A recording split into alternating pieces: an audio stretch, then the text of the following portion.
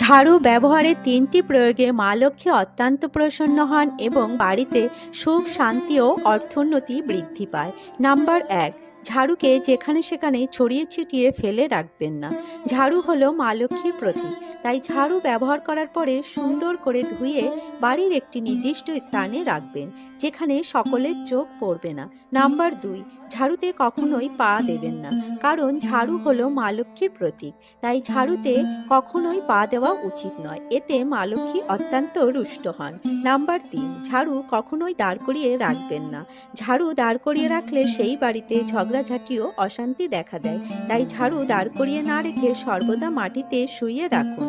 Number ৪, নতুন বাড়িতে প্রবেশ করার সময় পুরনো ব্যবহৃত ঝাঁটা নেবেন না। নতুন বাড়িতে প্রবেশ করার সময় সর্বদা নতুন ঝাঁটা নিয়েই প্রবেশ করবেন, এতে গৃহে সুখ শান্তি ও সমৃদ্ধি বৃদ্ধি পায়।